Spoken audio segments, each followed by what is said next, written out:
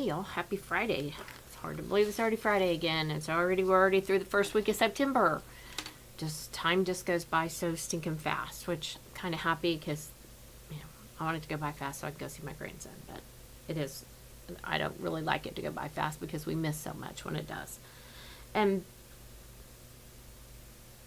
I was texting with someone today, and someone I consider a spiritual mother to me. We were talking about some things, and we were talking about some different things, and I said, well, I need to heal. I have a lot of bitterness and unforgiveness, and I need to learn how to love myself, because right now I don't. And that was a hard thing to say, but it was the truth. So I started Lord, that's truth coming out of my mouth, and I don't want to say that.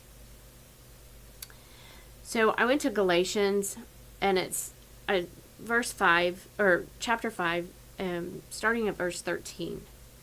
And it says, "For you have been called to live in freedom, not the freedom to satisfy your sinful nature, but freedom to serve one another in love.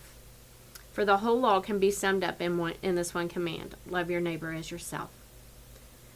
But instead of showing love among yourselves, you are always biting and devouring one another. Watch out. Beware of destroying one another."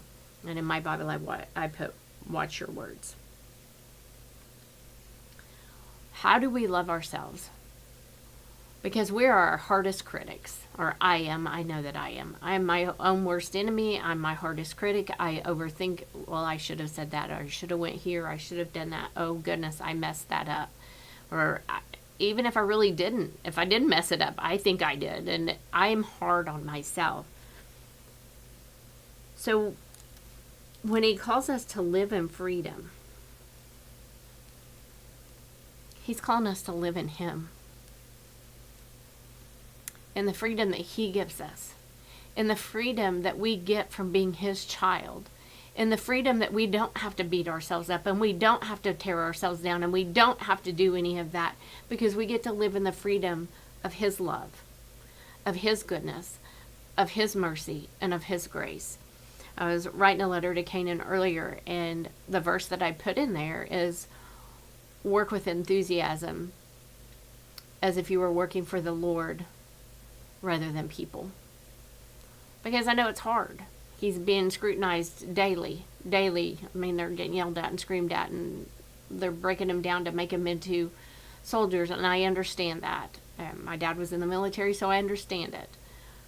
But when it's your firstborn grandchild, it gets a little bit harder. But I'm proud of him, and I couldn't be more proud of him. But again, in that, we can't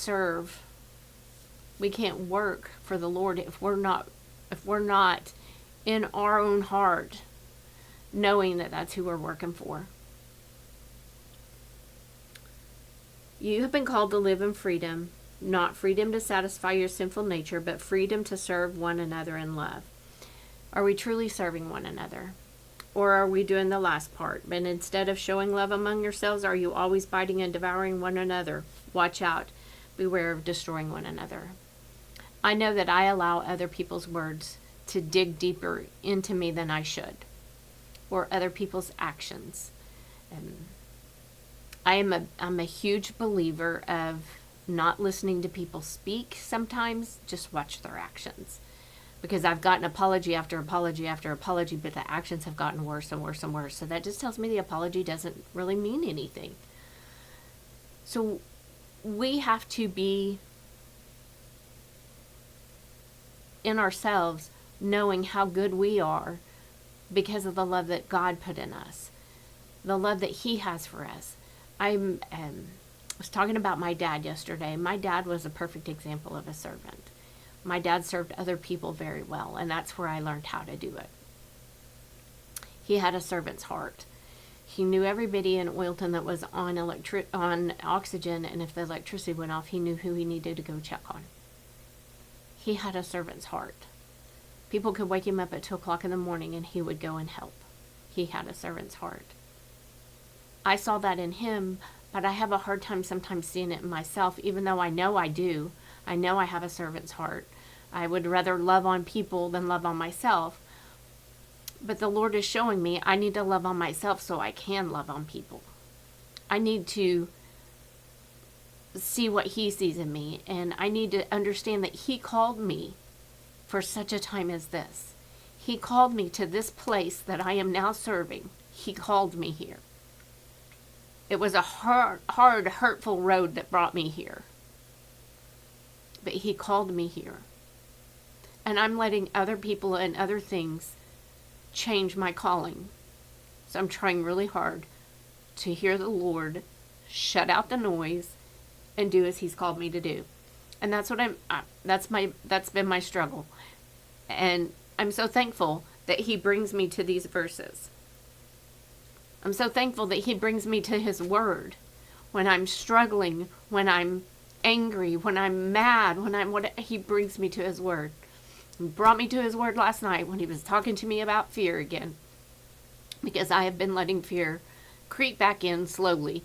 I had been doing very well, but I've been letting it creep back in slowly, and He showed me some things, and I'm so grateful for that. I'm so thankful for a God who loves me like that. And and it's not just me He loves you too. And He wants us to love our neighbors as ourselves. So we need to be loving on one another a little bit better than what we've been doing. We need to grow. We need to serve. I was really thankful when I got to work yesterday morning. Sister Dee and Brother Gordon had left me some okra and a piece of her apple cake. Oh, that apple cake was so amazing.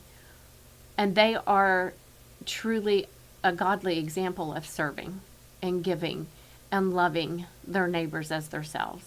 And I'm so thankful that God has given me people, and He surrounded me with people that are showing me that. And I'm so thankful to Him.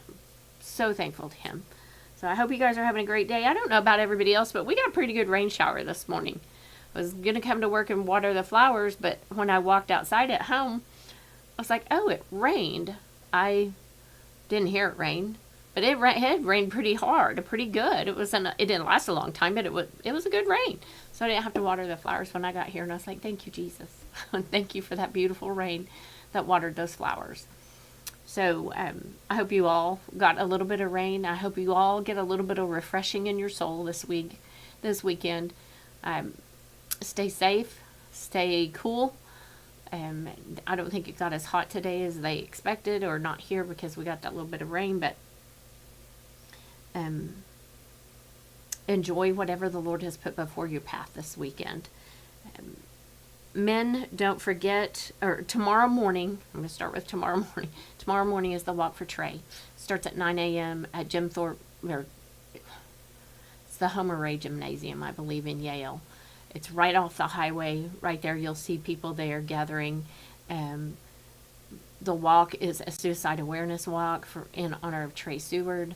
Jeff and Laura Morphy put this on, and it's amazing. And if you want to participate, just come on out at 9 o'clock in the morning. And then men, don't forget, the 19th, 20th, and 21st is all men's revival.